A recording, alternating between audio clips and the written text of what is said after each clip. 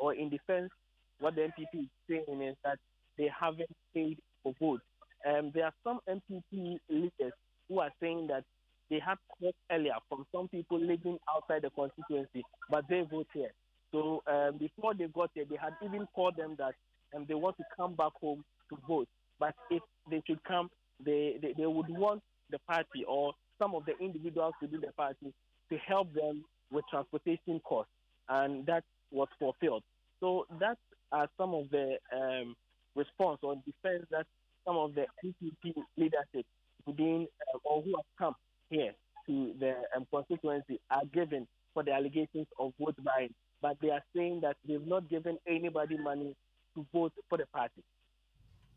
And we understand that the National Peace Council has also waded into this whole issue when it comes to the reports of vote buying they have picked up. Board member of the council in the Ashanti region, Hakim Beidu, has been speaking to Joy News on this matter.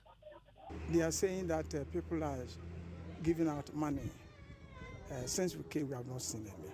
Okay, those that we saw was on telly and other, but we have not seen anything of that sort. Is it something you're making deliberate attempts of, finding out if it's true that's happening?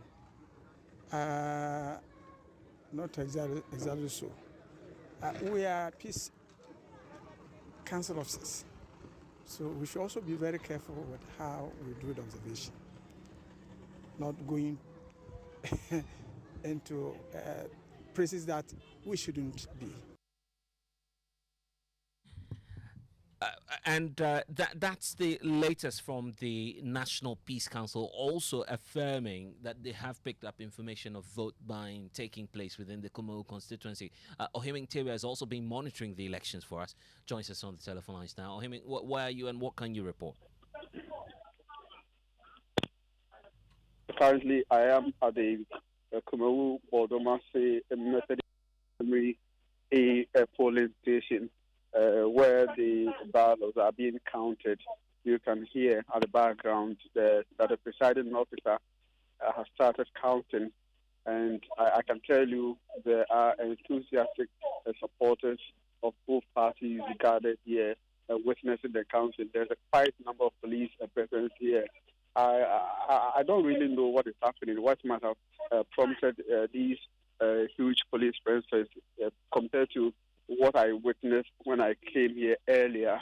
But during the counting, I've seen, I can count not less than 12 police officers who are in the inner perimeter of the Electoral Commission trying to bring the situation under control here.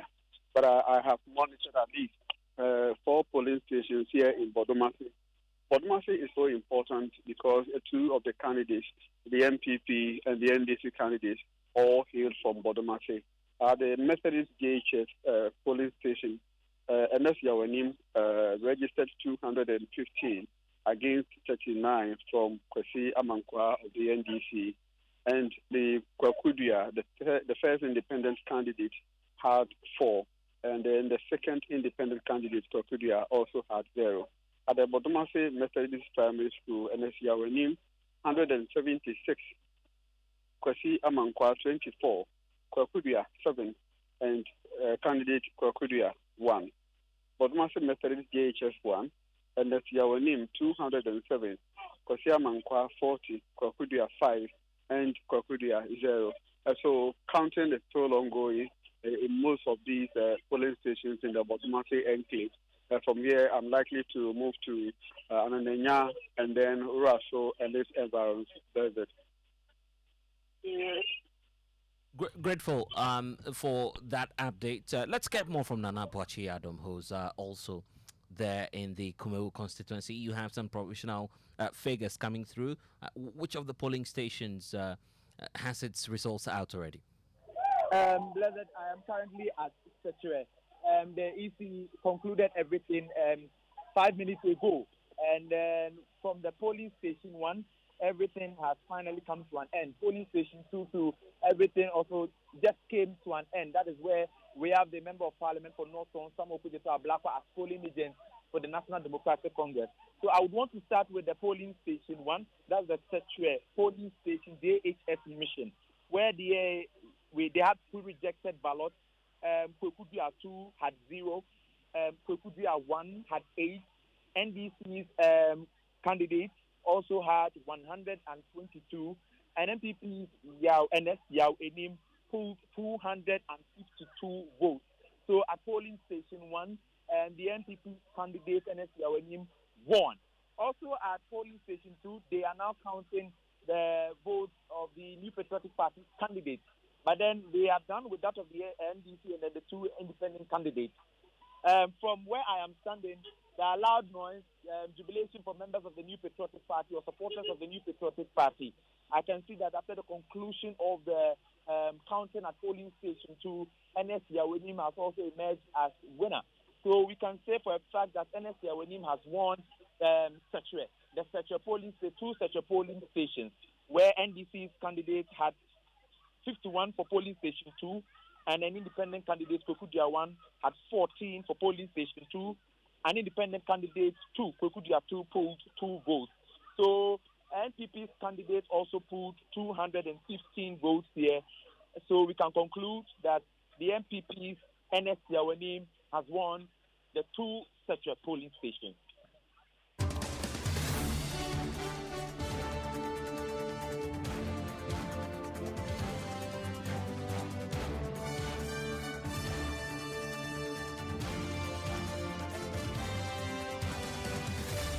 So that's the situation within the Kumewu constituency as we speak in terms of the figures. An early lead for the New Patriotic Party, but has that been won fairly and squarely, as many would want to put it across? The questions about vote buying hanging around the neck of the New Patriotic Party. I want to bring in the communications director of the New Patriotic Party, Richard Ahyangba, who's joining us on the telephone lines now. Thank you, sir, for your time.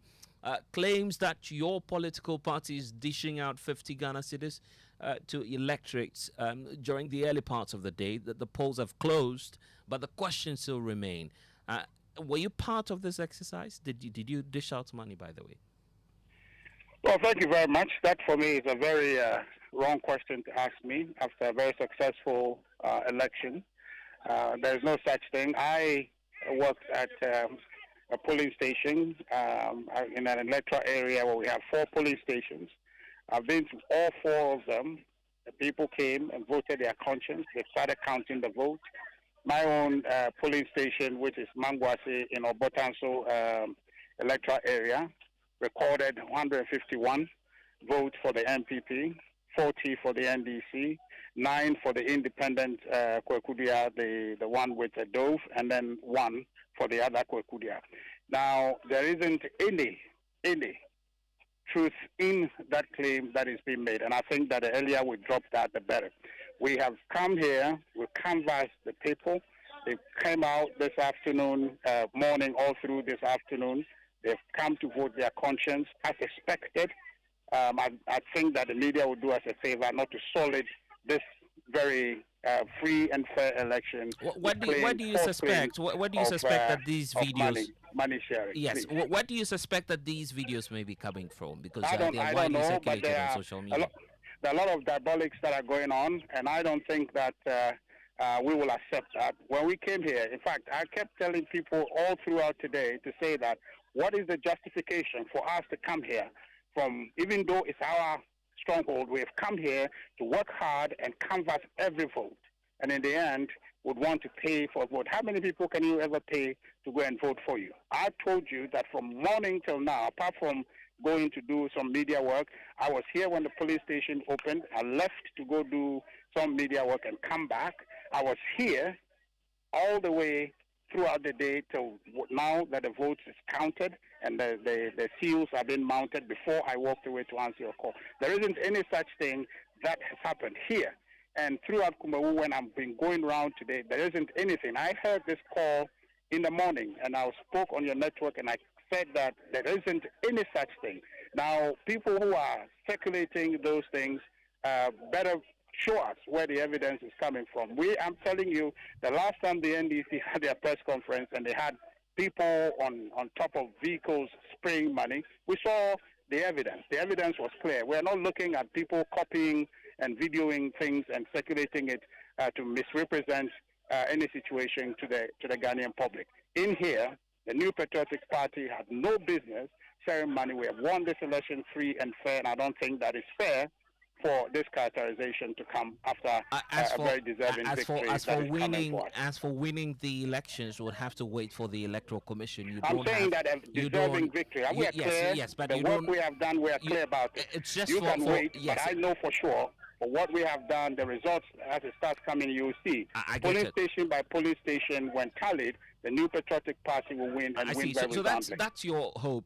And for now, for the records, we need to state that the Electoral Commission has not certified your candidate as the winner. There's no contest you don't need to clarify. Yes, All I'm saying to you is that a very deserving victory coming for the New Patriotic Party. Yes, but it's official that you've not been declared. I haven't declared the result for you. So I haven't declared. I'm just telling you that when all is done, all is said and done, the New Patriotic Party will win very deservedly. Okay. So let's deal with and we are sure we're going to win. Back to the claim about vote buying. The NDC's candidate is now reporting, at least he's stated that publicly, that he will be reporting the case to the Ghana Police Service and the Electoral Commission. Are you welcoming any decision of the police service to probe if need be?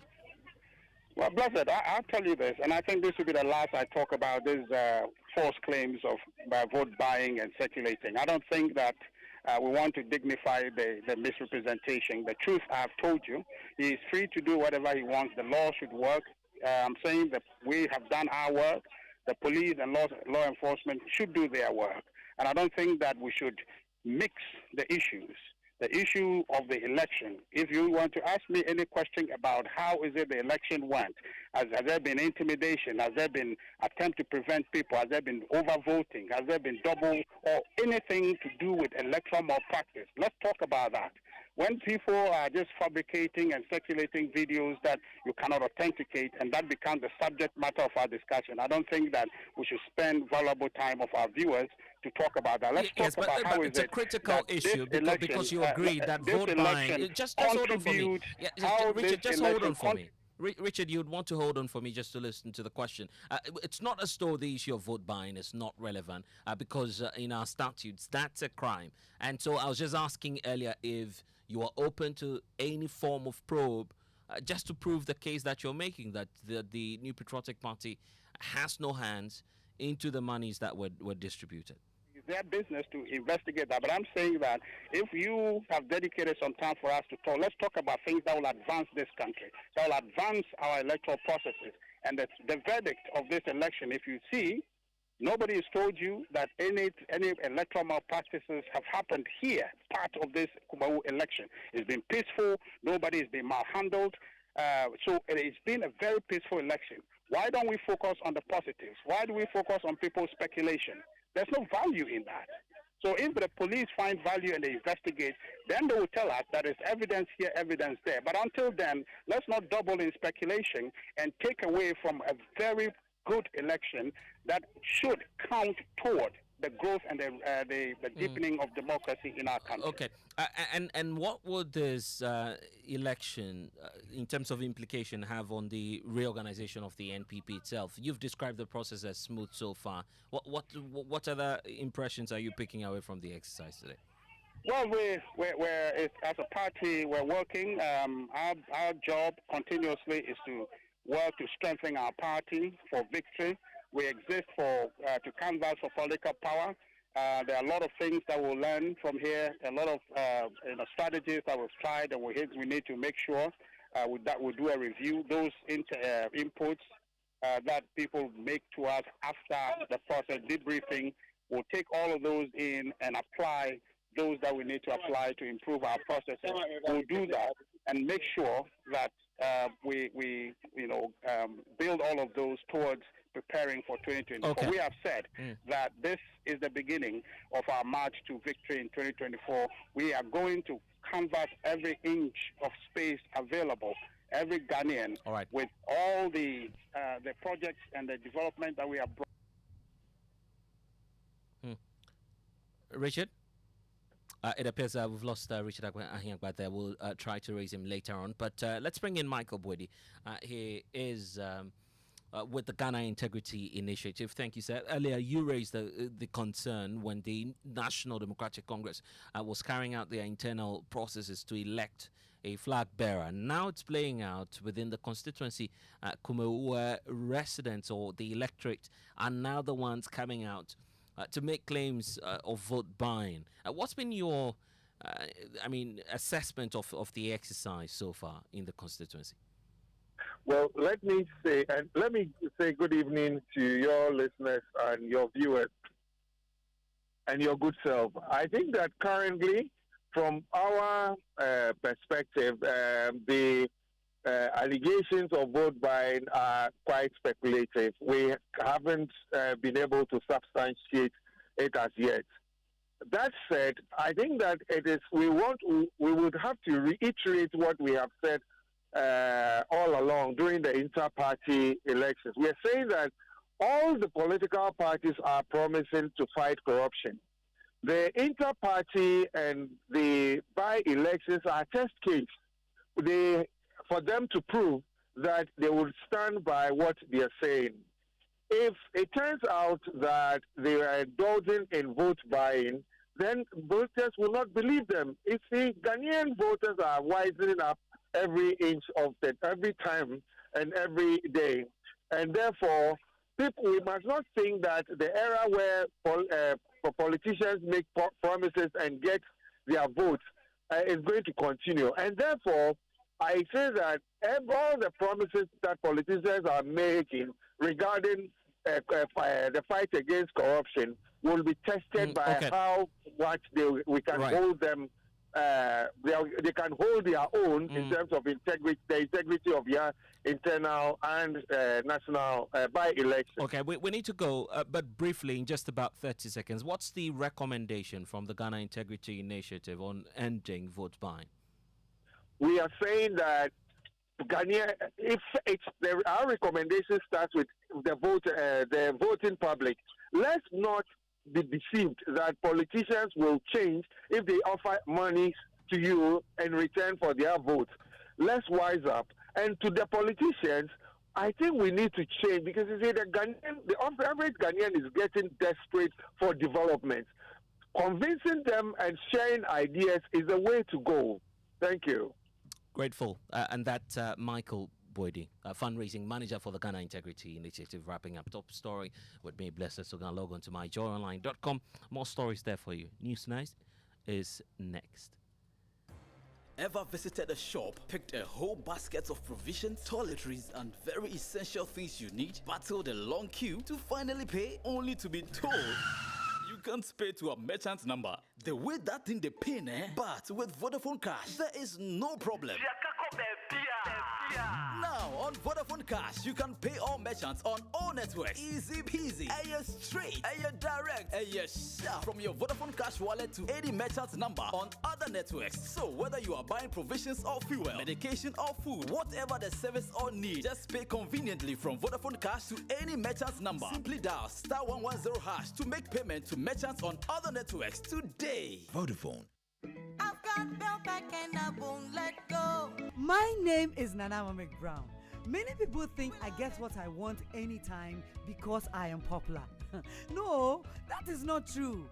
It is because me and Kasano, I like the best, and when I find it, I stick to it. I have found Bell Pack Tea Roll, and I'm stuck with it. It is soft but not weak, strong but not hard. It is just perfect. Bell Pack Tea Roll is smooth and gentle on the skin. Same as Bell Pack Kitchen Towel.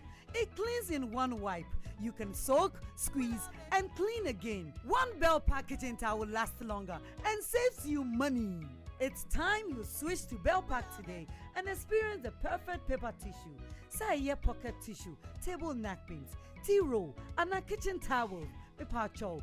Bell Pack is simply the best. Bell Pack, just perfect. To be a Bell Pack distributor, call 055-11-44400. Another quality product from Bell Aqua. Nothing feels so good like Bell Pack. Wouldn't you prefer an apartment hotel? One that offers the utmost convenience of a boutique hotel while offering the idyllic comfort of your own private home. Oasis Park Residences offers luxury studios, 1, 2, and 3 bedrooms, both for short and long-term rental at competitive rates. Our sky swimming pool, gourmet outdoor restaurant, and a fully equipped gym rest on a breathtaking rooftop with panoramic views of the city. Oasis Park Residences, located at Shiashi Tetekwashi, 10 minutes from the international airport, is the ideal place for all your accommodation needs. Why don't you give us a call on 020-4343-009 or visit our website at oasisparkresidences.com to make your reservations. Oasis Park Residences, more than a home.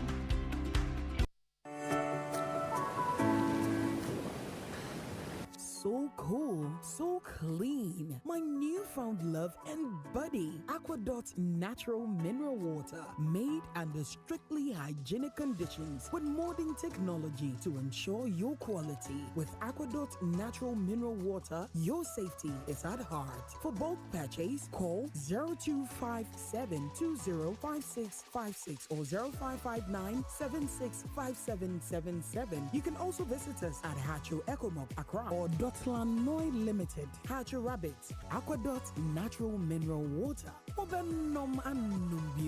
This advert is FDA approved.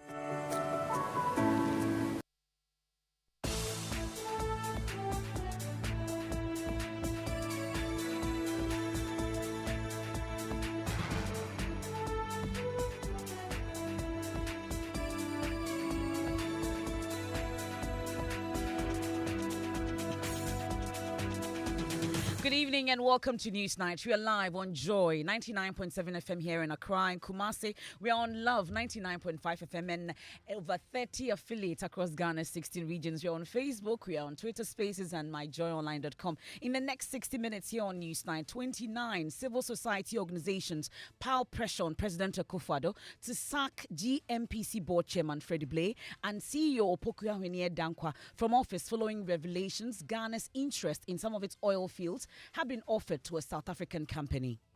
We demand the immediate removal of GMPC CEO Opoku Dankwa and the board chairman Freddie W. Blay from their respective positions, as they have become a threat to Ghana's interest in the petroleum sector.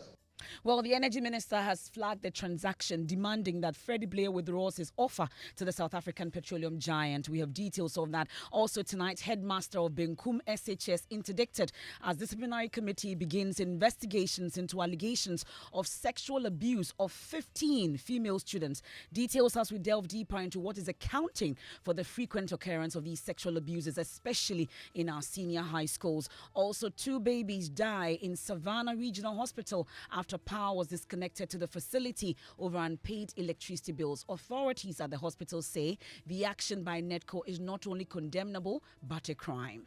They have caused a serious crime that they need to be taken on. Then we get into the election headquarters.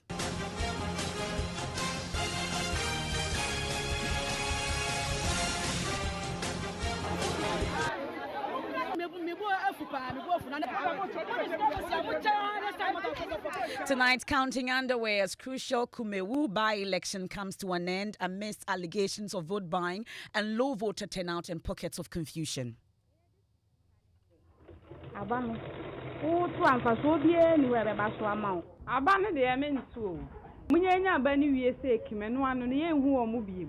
We'll get to hear from some of the high-profile polling agents that we saw today at the polling stations. The coalition is very critical.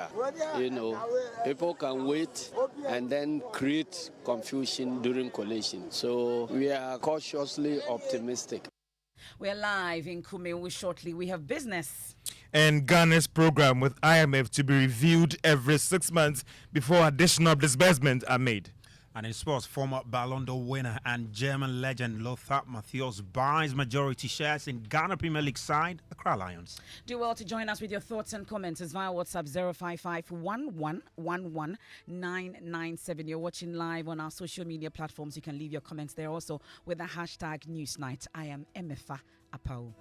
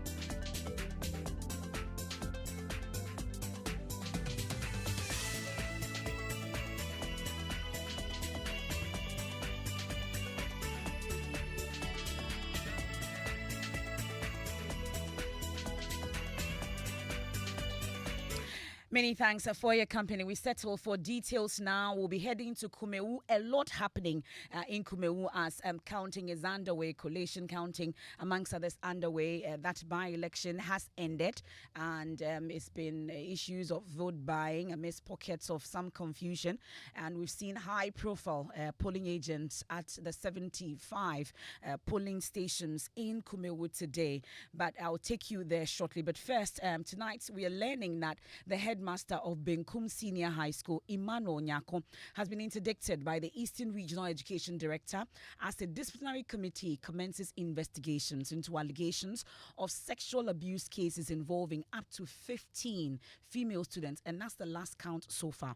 Well, this came to light after the headmaster decided to facilitate the transfer of some teachers he suspects to be engaged in similar acts on campus. Well, the resistance of the transfers led to the blowing of the cover of the headmaster, whom we are told was subsequently arrested. Let's get some more details on this latest development. Thankfully, we've been joined on the phone by the Deputy Public Relations Officer of the Ministry of Education, Yao Pokumensa. Thank you so much for joining us tonight here on Newsnight. So what is the ministry learning about the Benkum situation? Yeah, we are keeping a close eye on the development, and this is actually within the domain of the management of Ghana Education Service. And as you rightly said, the region has taken the step to address the situation, which has led to the stepping aside of the headmaster as we speak, so that investigation can commence and appropriately a report issued out to the management of Ghana Education Service as the headquarters, where they will look at it and see what steps they need to take after the whole investigation and the report and its recommendation, which is given out to the management of Ghana Education Service. So we are monitoring, and the step aside, or what you describe as interdiction, is in the right order.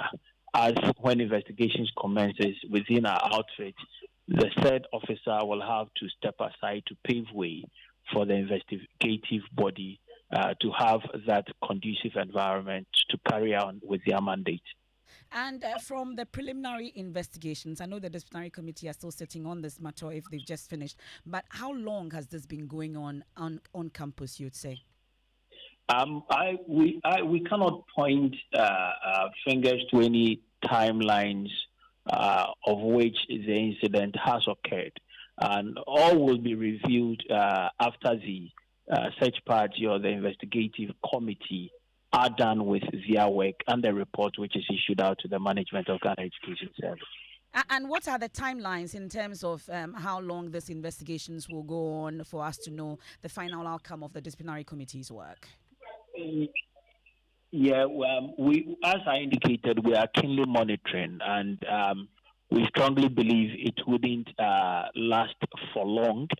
Within a time much as spelled out by the Ghana Education Service Code of Conduct and their modus operandi in relation to some of these issues that comes up. So we are keenly monitoring, and we don't expect it to drag.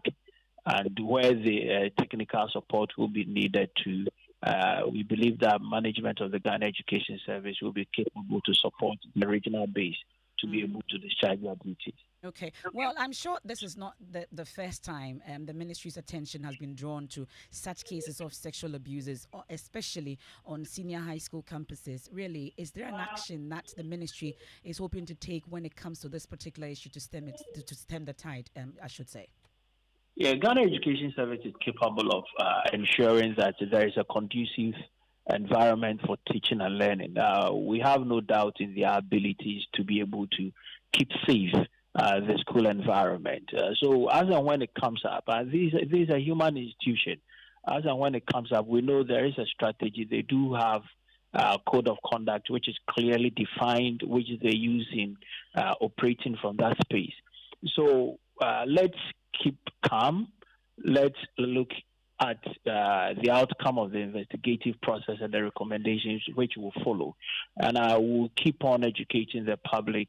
We'll keep on educating the staff of the Ghana Education Service. We'll keep on educating all stakeholders to abide by the code of conduct as established and as is used in running the institutions.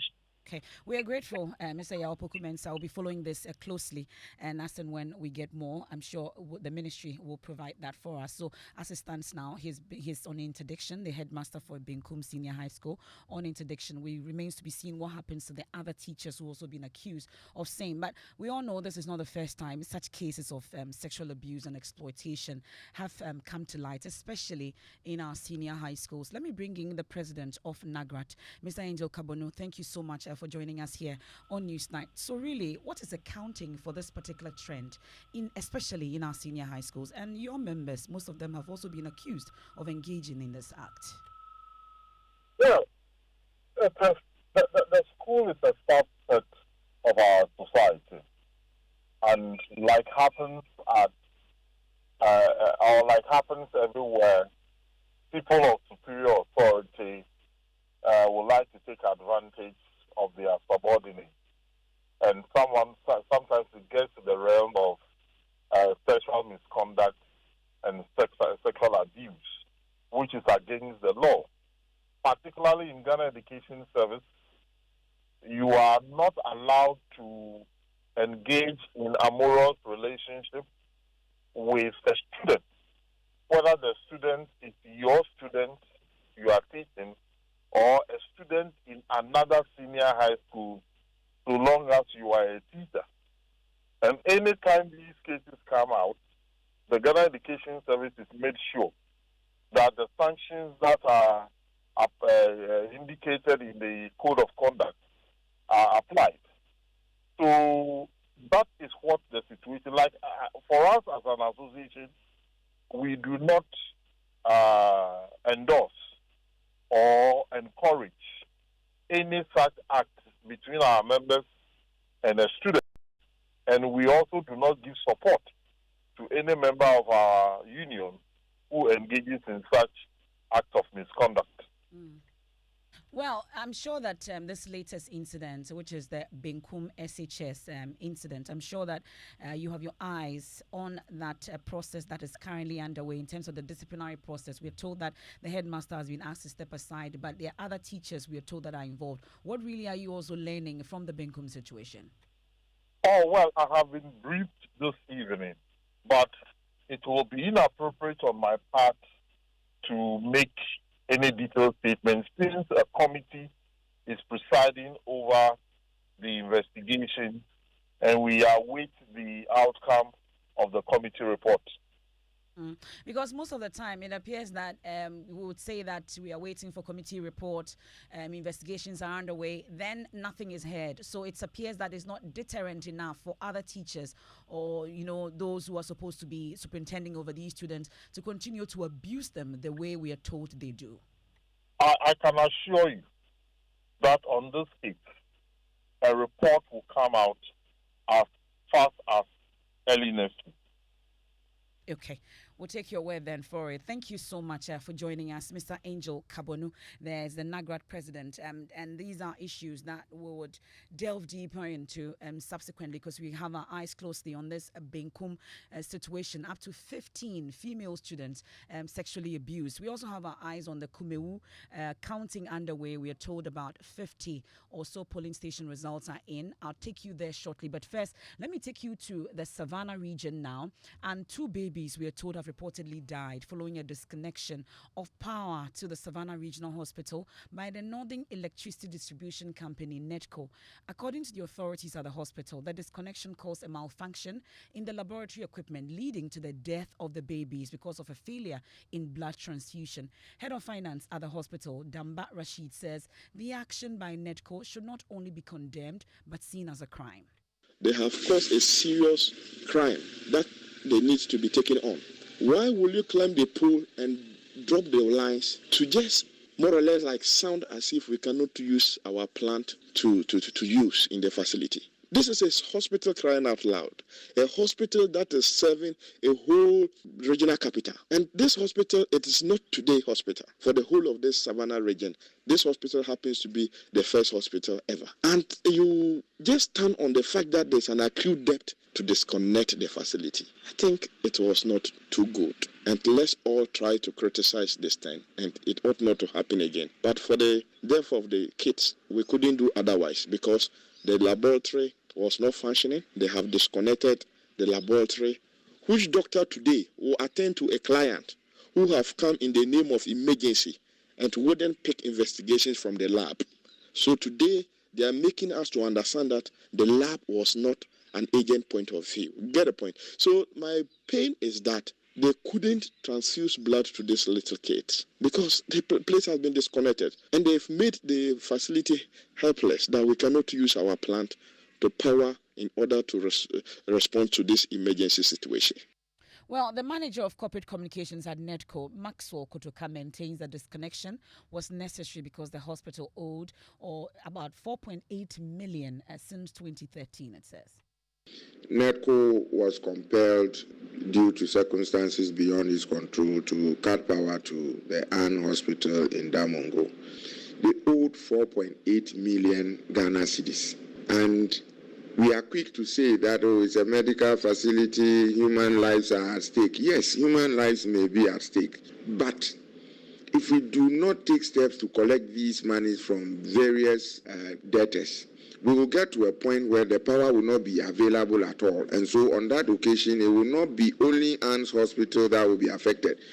All other hospitals will be affected. So on that occasion, we will now be talking not only of 1 or 2 lives at Ann's Hospital, but all lives at all other hospitals. And so it's important to posit this conversation in the proper context. Having said that, let me quickly issue this disclaimer.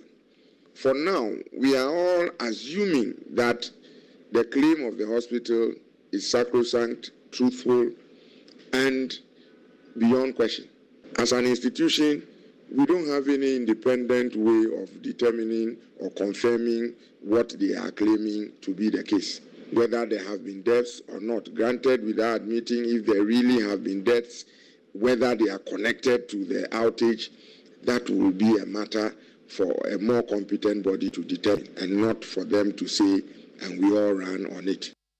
Well, let me bring in Rashid Damba. Thankfully, he's the head of finance at the Savannah Regional Hospital. Joins us on the line. We are grateful for your time here on Newsnight. So, listening to NEDCO, a number of issues they raised, but we'll get into it. But is it the case that before the power was disconnected, the hospital was not notified?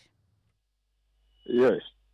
Thank you very much. Good evening, MFR, to your cherished listeners. Good. We were notified some time ago that they will come and disconnect us. The moment they told us, 3 days time, they came and disconnected us. That same day, we cried loud all over the place, and they came and connected it back. Mm-hmm. But this recent one, they didn't inform us. They didn't inform any of the management members. We just went out, came, and sincerely we saw them disconnecting the wires from top. And that is what really angered me. Mm. Because if you are disconnecting a hospital, not to prevent us from using our plant, these people climb the pools and drop the lines. We were helpless. We can't do otherwise. So the district board or the Savannah Municipal NEDCO rep here told us categorically that our electrician called them and laid a complaint. And that is why they came to rectify that problem. Because of that, I didn't do anything about it. I just kept quiet.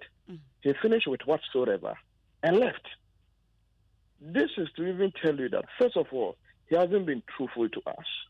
But Mr. Damba, we know that it's a hospital, health facility. But you mentioned that the first time they disconnected, they reconnected after 3 days. But we're told you're owing 4.8 million cedis since 2013. Do you have any plans of actually clearing these areas? Thank you very much. Amafa, you know what?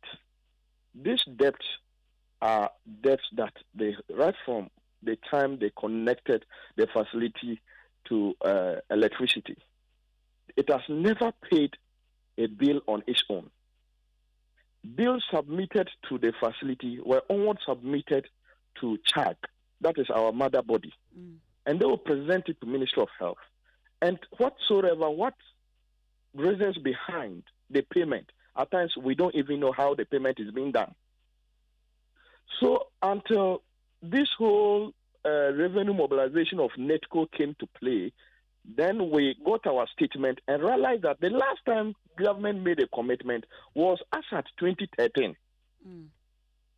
So we as a facility, local facility level, has no direct contract with NETCO when it comes to payment of our electricity bill. And that is what NETCO people need to understand.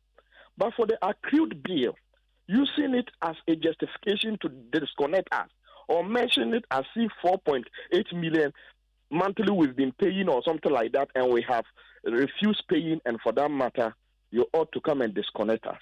I consider this as unfortunate. Has power been restored as we speak, Mr. Damba? Yes. Okay, so what are the terms now? Have we been able to come to a term of agreement with NETCO on this situation? Sincerely speaking, I think our Member of Parliament, who is the person of Samuel Abu Jinapo, when it all happened, I think we got all the stakeholders in Damongo here informed. He was also informed about it. It was yesterday we were told by the minister, the Savannah Regional Minister, that our MP have given a bit of payment to that effect. Of how much? That one was undisclosed amount. Okay. So these are some of the things that happened. Government will pay undisclosed amount, we don't know. So that is it. Our MP paid an undisclosed amount, and they reconnected it. Mr. Damba, as a facility, are you not interested when some of these bills are paid for you to keep on your books as well? Exactly. We are interested. But here is the case. We are not involved in terms of the payment. It is not something that routes through our accounts. Okay. That I am mandated to keep records of that. I can only do budget of it. It's more or less like our salaries. We budget for our salaries in the name of GOG, and we spend it like that. But we don't directly own it. But we have budgeted electricity. Well, and I'm particularly, Mr. Rashid, unfortunately, I don't have too much time, but I'm particularly interested in the impact or the effect of this disconnection of your facility. We're told that 2 babies, NETCO has raised concerns about this, but give us a vivid picture of really how this disconnection affected the facility briefly. We are told 2 babies. At the last count, is it just 2 babies or there are other deaths? Yes, I think so far is the 2 babies that we have had. Those they have referred, and they couldn't make it to wherever. Without one outside the facility, we cannot talk about that. But we are talking about babies who died in the facility as a result of this issue. But it's surprising to hear that you said what you have heard. Is this an official report from the hospital? This is an official or is report. hearsay? The 2 babies is an official report from our medical doctors. Okay. You get the point. I can even link the medical director's contact and you talk with him. I don't have problem with that. Okay. When it comes to these babies, maybe the critical aspect of it, medically, he can best explain. Okay. You understand? We are not hiding anything here. Okay. These babies needed to be transfused. NETCO considered our lab not to be an emergency facility unit. So for that matter, it was also disconnected. And as far as it was disconnected, that is where our blood bank is kept. Okay. And the blood went bad. We cannot even do more investigations to even pull blood from our lab to transfuse onto these children. This is a facility when you are referring somebody to another place, he finds it adamant to get there. Okay. Mr. Rashid, these are issues that will definitely get further details. My colleague, Isaac Nonya, will be at the facility to verify all the claims as well. And let's bring in NETCO, the Corporate Communications Director at NETCO, Maxwell Kotoka, for a brief interaction on this. Thank you so much for joining us. So I'm told that you've restored power to the Savannah Regional Hospital. But for some, your action is not just condemnable, ought to be a crime. But whilst restoring the power, what kind of agreement have you come to with the facility? Because they tell us that they are not the ones that directly pay their bills. Thank you very much, Amafa. Thank you. Good evening. Good evening to you and your esteemed listeners. Mr. Damba, good evening once more. Unfortunately, he's off the line. Oh, that's bad. But I believe he can hear me from wherever he is. Amafa, there are a number of issues, and it will be important that we disaggregate them so as to get a very clear understanding of them. One, and I noticed you were a little more diplomatic. You said what we did ought to be criminal. But my good friend Mr. Damba was more explicit that it is very criminal. Well, it does not, unfortunately, lie in his mouth or that of any of us around the table to determine that which is criminal. If he believes or somebody else believes that it is criminal, well, we should get to a very competent forum to determine that. To the issue itself, I cannot help but appreciate the fact that you walked him through the process. We came after having engaged for a number of days to disconnect. That was just to test the pulse and let you know that, well, this is the last option.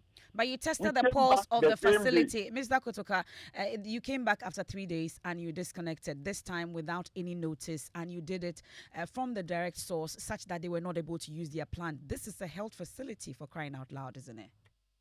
I understand, but if you allow me to walk you through the process, you probably will get it better.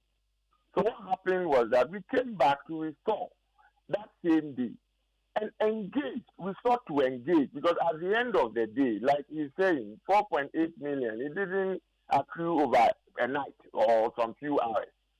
So let's engage, let's understand each other. I hear him say very eloquently that they don't pay the bills, but they use the power. And he says they don't have any payment contract with us. That's very unfortunate. Because I buy power, pay for its transportation, bring to the location for you. And you admit that I give the power to you. Let's use you, not government. Then you have an arrangement that takes you take the bill to charge for onward deliveries elsewhere for payment. From 2015, you haven't bothered to check and see whether those bills are paid or not. On a monthly basis, very religiously, we bring you bills and you forward and forget about it. Then we are embarking on this exercise. We come to you. We want to do this. This is how much is standing in your need. Okay. Do something about it. And for the record, it is not St. Anne's.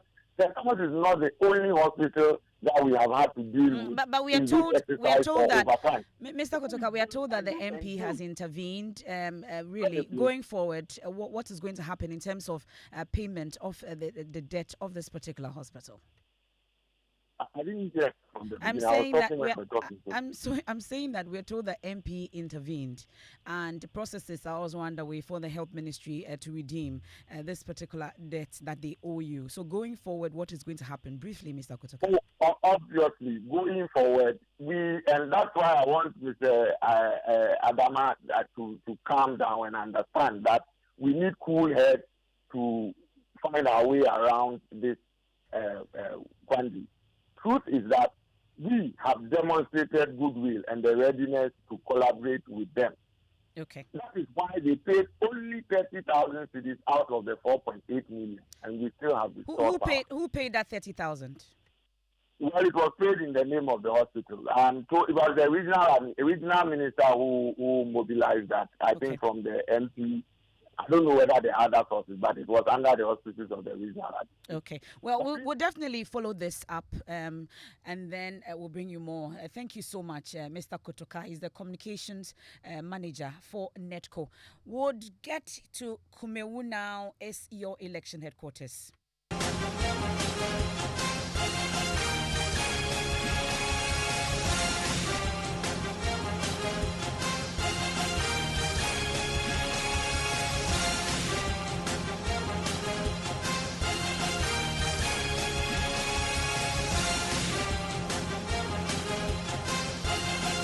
a matter of minutes, provisional results, it's actually begun to trickle in already from polling stations in Kumewu constituency. From what we have at your election headquarters, about close to 60 of these results in already. The election has been largely peaceful, but has been marred by pockets of confusion and allegations of vote buying. Shortly, I'll be joined by our men on the ground covering every nook and cranny of this constituency, Kumewu. Earlier, we caught up with a delegation from the British High Commission led by Her Excellency Harriet Thompson, who was particularly impressed with the exercise. So far, it's been very calm, very peaceful. The process seems to be running very well. From the places that we've been to, the process is running very smoothly. So this is the main reason for us being out today. Commitment to democracy is one of the values that Ghana and the UK share. And so we want to be here to... For me, personally, it's my first experience of an election in Ghana. So to get a bit more of a sense of what is a really important part, not the only part, but a really important part of any country's democratic process. So this is one aspect of it. We also work with the institutions, we work with Ghana's political parties, we work with civil society organizations to be part of Ghana's journey towards strengthening democracy. Are you impressed with what you've seen here so far? So far, what we've seen today has been very, very smooth, very, very calm. There've been, we saw a minor altercation and the police officer, the presiding officer, dealt with it very smoothly. So it's been very fine. Well, my colleague Ohiming Teria joins us live from Kumewu. Ohiming, I know that, are we anywhere close to the declaration? Not yet. I am currently moving from Uraso to Kumewu. The coalition will be done at the Presby Church in Kumewu, but such as Bodomasi, where static supporters of NSGAO and the new Patriotic Party candidate have blocked the road here in wild jubilation after results from the polling stations started trickling in, which appear to favor their candidate. So it's been wild jubilation here in Kumewu Bodomasi. But from what you monitoring together with your men on the ground, how would you describe largely the election that you observed? Ohiming. I lost you along the line. That's fine. I can understand the frenzy there. So I'm asking generally, how would you describe the Kumewu by-election today?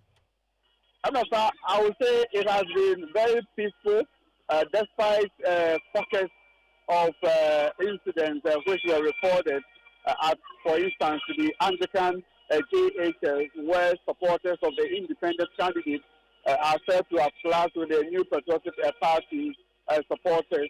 So I would say generally it has been very peaceful, just that voter apathy at the point set in, and the turnout appeared to be a bit low.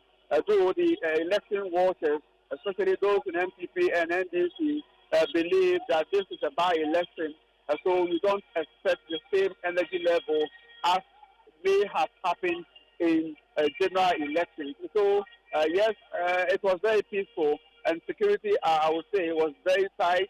Police presence was very high. In some polling stations, I could count as many as 6 police officers equipped with the body cameras.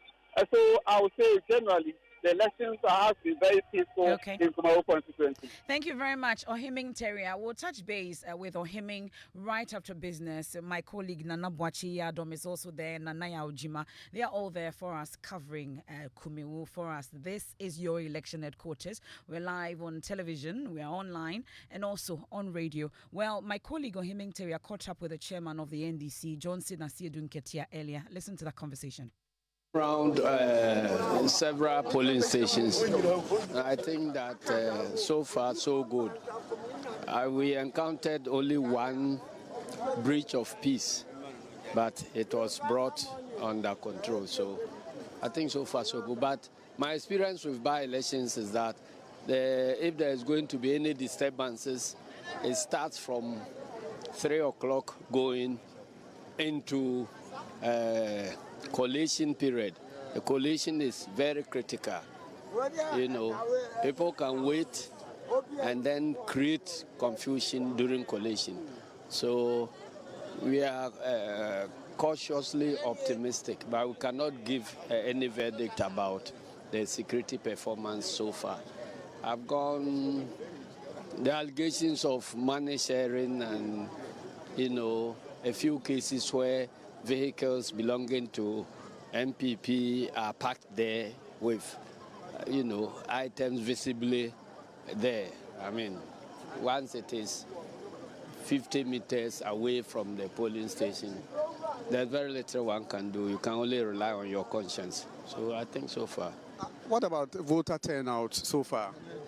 Well, I think it's not bad. When you compare with other by-elections, in by-elections, the enthusiasm is not that far. So almost always by-elections record a lower turnout than the ordinary election situations.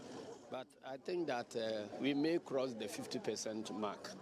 That's Chairman of the NDC, Johnson Asiedun Ketia, there, speaking earlier to my colleague, Ohiming Teria.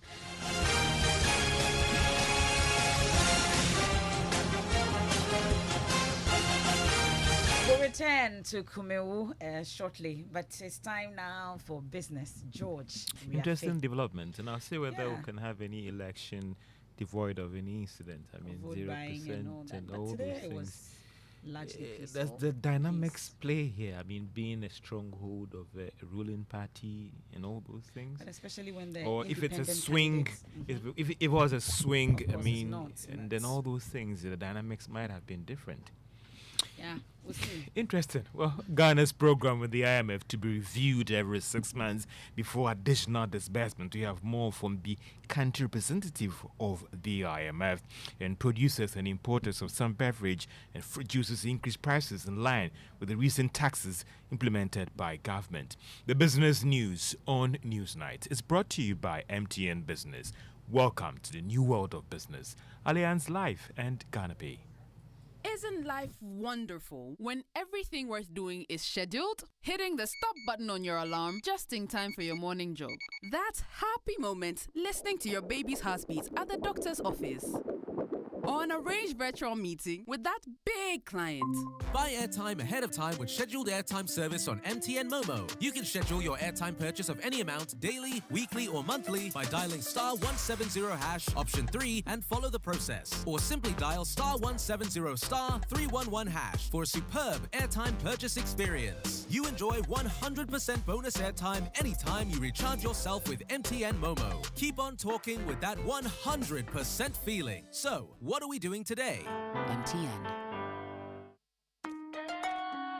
Son, we are so proud of you for setting up this hospital. I really love those hospital beds and waiting chairs. By the way, did you import them? No, Dad, I didn't. I actually got them from Kindle Books and Stationery right here in Ghana. Wow. We also bought our office supplies, safes, executive desks and chairs from Kingdom, and they gave us expert advice on how to set up our office. Guys, that makes 3 of us. I also got our sofa and bedroom sets, plus our dining hall furniture for our new home from Kingdom. Wow, Mom, that makes 4 of us. I usually get my stationery items from Kingdom. And my teacher also mentioned that our classroom furniture was provided by Kingdom. So there you have it. Whenever you're thinking about setting up an office or acquiring furniture for your home, etc., Kingdom Books and Stationery should be your first point of call. With over 40 years experience in the industry, we stock and supply a wide variety of globally sourced office and home furniture, stationery and equipment. Visit our head office, Osu Akwaje, or our office near the Osu Stadium. We're also in Tema Community 1, opposite Olam SHS, Kumasi KNUST campus, UCC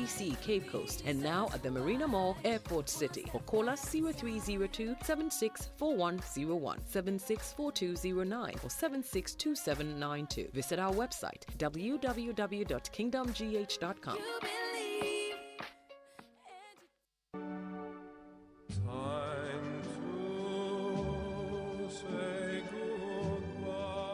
Building stronger prioritize and creating memories that will last a lifetime should be a priority of every family. Give your family one of those unforgettable moments. Your cruise people offers packages for families designed to wow guests across multiple generations. Our itineraries to the Mediterranean, Greek islands, Southern Africa and the Persian Gulf are packed with multiple dining options, incredible Broadway-style entertainment and unforgettable activities for all ages. The best part? Children cruise free. All ground handling logistics including transfers, hotels, gratuities and show excursions will be taken care of for you so you can focus on bonding with your loved ones. Book a family cruise today. For inquiries, call your cruise people on 0308 251 055 or visit yourcruisepeople.com.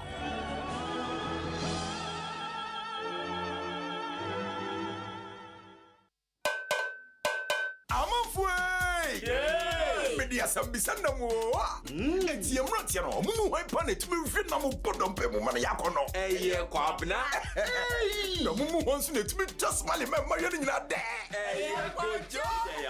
And the crew, corporate Mirin and Bodom Pimus, so you super accident ever. I didn't have Bunny de Braille, who see it in a mobile, some man I want it. Sir, I now could you soon use super accident Chaco, Nenry dear, a mouse, and we could fit of that. No, what you ask you, my mother feel you.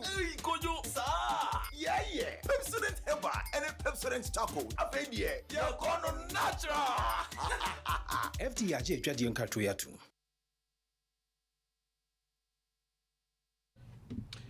Welcome back to Business on News Night. Let's now settle for the details.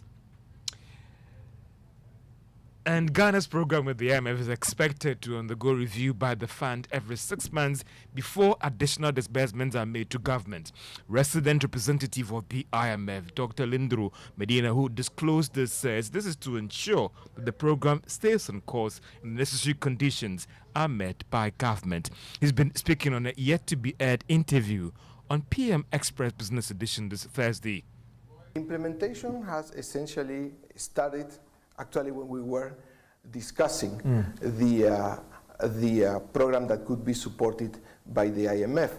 And we see already some results. For example, inflation came down from 54% in December last year to 41% in April this year. In terms of the milestones and the timeline, a program is designed to have a review every 6 months. This means that every 6 months we are expected to go to the executive board for approval of the review, and then a disbursement can be made. So in terms of the next steps, we are really looking forward to completing the first review, and that is expected to be completed, which means be taken to the board for approval in November of this year. So does it mean that the program took off when the board approved Ghana's program, or the program took off when the disbursement was made? So if you are doing in terms of the calculation wise, that should be the test. I hope I'm not mixing the jargons here. The test date or for it to be calculated going forward. In terms of the formality, in a nutshell, I would say discussions with authorities, reaching staff level agreement. Okay. Getting the conditions that are needed from staff level agreement to take the program to the board. That's the official approval. Resident representative of the IMF, Dr. Lindro Medina, is speaking on a yet-to-be-aired interview on PM Express Business Edition this Thursday at 9 p.m. And it's official, Ghana can be described as a debt-distressed country. This was after the IMF and the World Bank completed their debt sustainability work on the country. There is more in this report. This was captured in the IMF staff report that was released after Ghana's program with the IMF was approved by the executive board. The announcement is coming after the two institutions finalized work on Ghana's debt sustainability analysis, which assessed the country on 6 indicators in current adverse review. The IMF described the country's debt as unsustainable. Some analysts have argued that this could be one of the reasons why managers of the economy had to take steps to restructure its domestic and external debt and bring the debt to GDP ratio to 55% of GDP by 2028. The staff report also showed that Ghana's debt increased to 88% of GDP ending 2022, which was evenly split between the domestic and external debt. The IMF, however, noted that it is still early days yet to give a better assessment on how the debt restructuring program will impact on Ghana's debt dynamics when the whole exercise is completed. And that is a Business Desk report. Now, producers and importers of some fruit juices as well as beverage have started increasing prices of their products. Now, this is in line with the introduction of the Excise Duty Amendment Bill, Growth and Sustainability Levy Bill, and the Income Tax Amendment Bill of 2022. John Awuni is a council member of the Food and Beverage Association. Indeed, I must say that the most hit are the local producers, more especially as electricity tariffs have gone up again and water tariffs have gone up. In addition to the growth and sustainability tax, the local producers are very most hit. And I can confirm that for most of the juices, the prices have gone up between 5 cedis to about 20 cedis, depending on the product in question. Most of them have gone up between 5 to 20 cedis. And if you do the mathematics of it, it goes beyond the 20% excise duty that was imposed. Is about 25-27 tax% increment, because in the excise duty is a calculation of a VAT that ends up pushing the price much higher than we were expecting. John Awuni is council member of the Food and Beverage Association. Now, the total number of complaints coming from banking consumers, payment service providers, and special deposit institutions, as well as non-bank financial institutions, witnessed some significant increase in 2022. It went up by some 15% to reach 983. Now, this was captured in the Market Conduct Office report released by the Bank of Ghana. The central bank links the increase to awareness by the general public and what the Bank of Ghana describes as the confidence reposed in the Bank of Ghana to use its supervisory authority to regulate and deal with these issues. Now, out of the 983 complaints received in 2022, 626 of them were resolved and 335 were actually remain unresolved. And that's all for Business on Newsnight. Thank you Back very to much, you, George. MFA. Is it the Kumewu edition or special Kumewu edition yes. of Newsnight, right? Yes, thank you, George. Let's do sports now. Spao, what are we looking at? Well, yes, even MFA. That's fine. MFA, anyway. Well, so sports and, of course, Sports on Newsnight is brought to you by Pepsodent Herbal and Charcoal. Pepsodent, every smile matters. And of course, MFA, I have very, very good news for you coming in the Ghana Premier League. And former FIFA World Cup Player of the Year and World Cup winner Luther Matthews has become the majority shareholder of Ghana Premier League side Accra Lions. Now, the club-based side is said to be worth some €6 million, and we understand the club will now be jointly owned by football agent Oliver Connick from Frankfurt and Ghanaian footballer Frank Echampong. Now, the former FIFA Player of the Year, Luther Matthews, has been speaking to Joy Sports on the sidelines of a press conference that was organized earlier today to unveil him as the majority shareholder. I like Ghana generally. I was coming here, feel immediately at home, have a couple of friends who are living here, ex-football players, Abidi Pele, Andoni Yeboah, especially Sami Kufur, and I have good relationship with them. And it's beautiful to see the people are so happy, so nice. And now the reason was to be honor of Accra Lions, one of 3 honors. And this was now the reasons why I come here for the last 2 days. Because we make this presentation, the media conference, to show what's going on with the Accra Lions. And this is a long-term project, not only for a short time. And I like to support, to help my friends, and especially the young talented player who are playing for Accra Lions. But I don't like to go in the daily job because I am not living here. I am not every day with the team. For this important, we have a very good coach from England. He's making an amazing job in the last 1.5 years. And he improved the team, he improved the players. And everybody know by the Accra Lions when they need some help, when they need support, or when I can give them advice, I am always available. That's German legend Lothar Matthäus, who's now become the majority shareholder of Accra Lions. And MFA, just news coming in relative to Vinicius Jr., who suffered racist abuse over the weekend.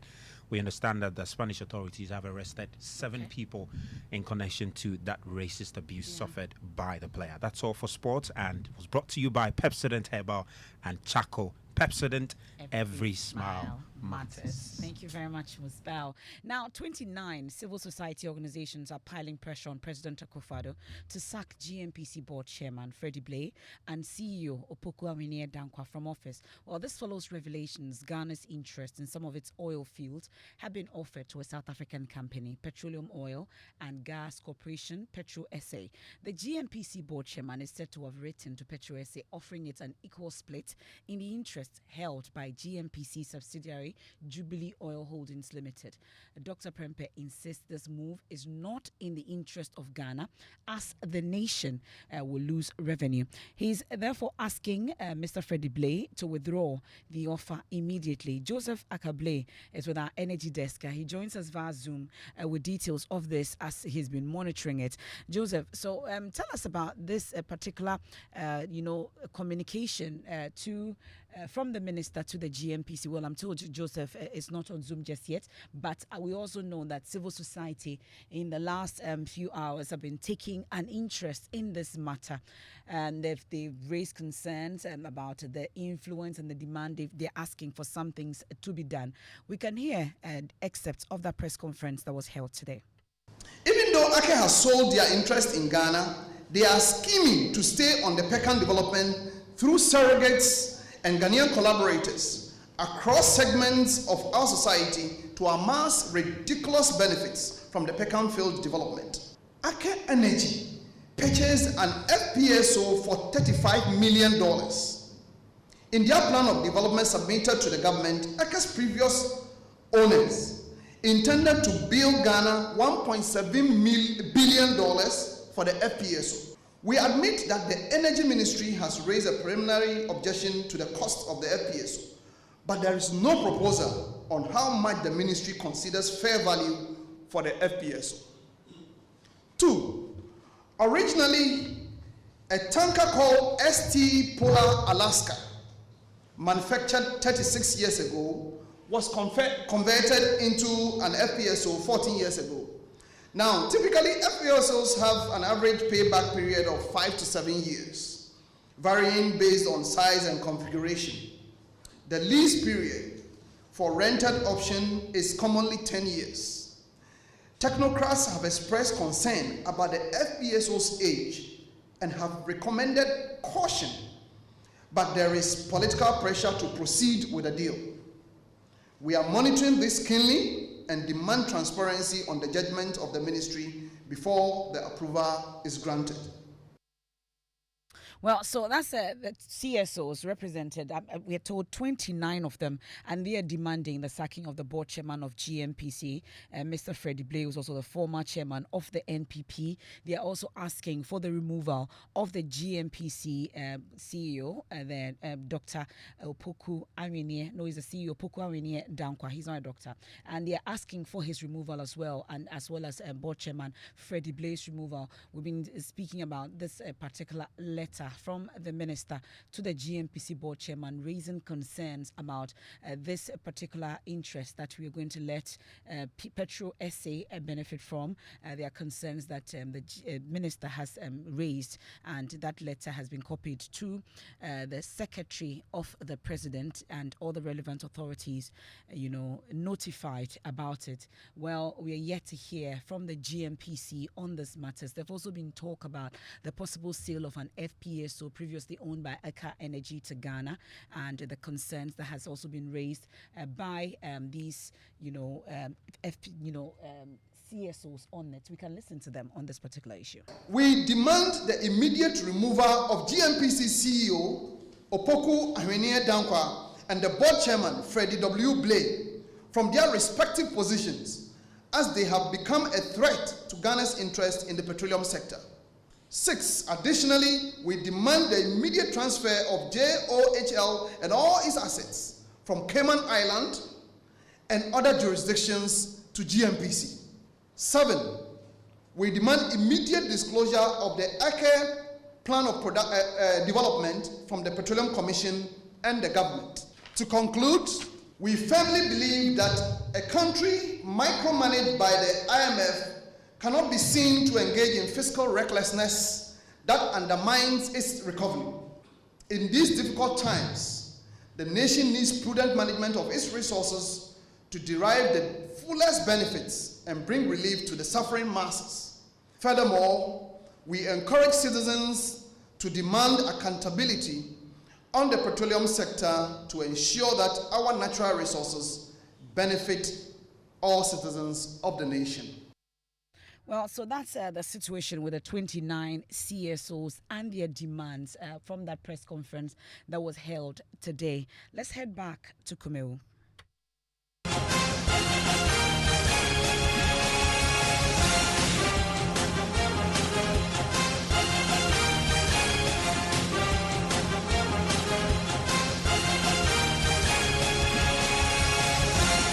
Collation underway and provisional results begin to come in, and we are close to the final battle, at least for that declaration to be done by the Electoral Commission. Already we are told that jubilant supporters of NS Yawenim have poured onto the streets jubilating because of some of the results that they've seen so far from some of the polling stations, 75 of them. We are yet to get the full complement in terms of the results that have come in from all the 75 polling stations, but we have about 60 of them. We'll go through some of them shortly, but my colleague Nana Boachi Yadom is also at another part of Kumeu and from the constituency, and joins us with details of what he's monitored so far. Nana, what can you report from where you are? So, I'm currently at Secretary. Secretary, we have 3 polling stations here. Polling station 1, 2, and 3. Polling station 1 ended their voting quite earlier than the 2 polling stations. So they declared their results very, very early. Everything was peaceful at the 3 polling stations. So I'm giving you a breakdown of all the 3 polling stations at Secretary. So at polling station 1, they had 2 rejected ballots. Kokujia Jr. had 0. Kokujia Senior had 8. NDC's candidate Amankwa had 122, and MPP's Enim had 252. Also, polling station 2, where Henry Nana Boache, the National Youth Organizer, and the NDC's North Zone Member of Parliament, Samoku Jeto Ablankwa, served as polling agents for their various political parties. The independent candidate had 2. That is Kokujia Jr. And independent candidate Kokujia Senior had 14. NDC's Amankwa had 51. And NPP's Yao had 321. Also, at polling station 3, the independent candidate 1, that is Kokujia Jr. had 1. And then independent candidate 2, that is Kokujia Senior, had 12. NDC's Amankwa had 63, and then NPP's Yao Edom had 367. So, if you add these numbers together, you can say, as a matter of fact, that the NPP's NS Yawenim won Secretary Kumeu, where I am currently. Well, so interesting results there that we're getting from at least the 3 polling stations that you've been to. Is it likely that we are going to get the full results anytime soon? When are we hoping that declaration will be done? Okay, so as I speak to you, we are following the EC's bus. The bus is going to every single polling station here, all the 75 polling stations. It is going to take every ballot from the polling officer to the EC's main office in Kumeu. So we are joining the bus, we are joining the EC's team. We are going to every polling station to get the polling ballot, the ballot itself, and I will be joining them at the EC's main office for the declaration of the entire result. The EC official at Secretary assured us of an early declaration. So going forward, we are expecting the entire declaration in no time. and we'll keep you updated. Okay, thank you very much. That's my colleague Nanaya Obuachi. Earlier, we heard from a Heming Terrier. Nanaya Ojima is also on the ground and will also give us updates shortly. And the EC tells us very soon. And from our experience from the NDC primaries, very soon tend to. But we're hoping that we'll get a result shortly. But my colleague Papani has some of the results and joins us in studio with it. Let's go through some of them. Yeah, so Methodist JHS Bodomasi 2, NS Yawenim. 215 votes, and Kwesi Amankwa 39. Kwekudia 1, MFS you would prefer to say 4 votes, and Kwekudia 2, which is the gentleman, the last person on the ballot paper. We have 0 there. Bodomaso Methodist Primary School, NS Yawenim 176, Kwesi Amankwa 24, Kwekudia 1, 7, Kwekudia 2, 0, and then Bodomasi JHS 1. Now we have NS Yawenim 217, Kwesi Amankwa 40, Kwekudia 1, 5, Kwekudia 2, 0. Bodomasi LA2 Primary, NS Yawenim 269, Kwesi Amankwa, beg your pardon, who's running for the NDC, 65, Kwekudia 1, he got 6 votes, Kwekudia 2 got 0. Now in that particular one, first time we are seeing rejected 7. Total vote cast at that place was 347. Okay, well, some of the results that we have from Kumewu. And we are hoping that the Electoral Commission would declare the results shortly. We are told that it will not go late into the night.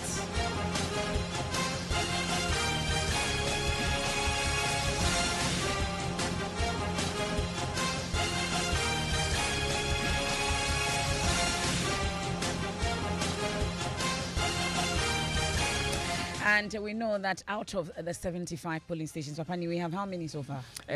What we know from our reporter, 64. Okay. 64, yes. And MPP seems to be at lead with 13,445 votes. NDC coming in with 2,995. And then independent candidate, Kwekudia 1, 2,199. Independent candidate 2, Kwekudia 2, 58. Okay, so that's the provisional results that we are getting from Kumewu, and we await that final results from the Electoral Commission. So as it stands now, the NPP's candidate NS Yawenim in the lead, clear lead, and NDC's candidates Kwesi Amankwa following closely.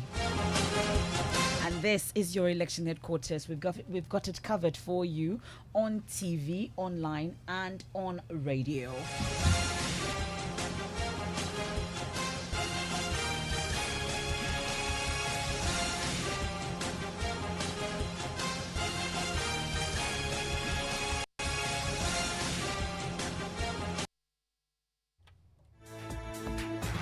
And that's how we wrap up tonight's edition of Newsnight. The geeks are up next, and they're exploring the latest tech and gadget news. And when it's time for declaration, they will cross over and bring us that. I am MFR Poe. There's more when you log on to myjoyonline.com.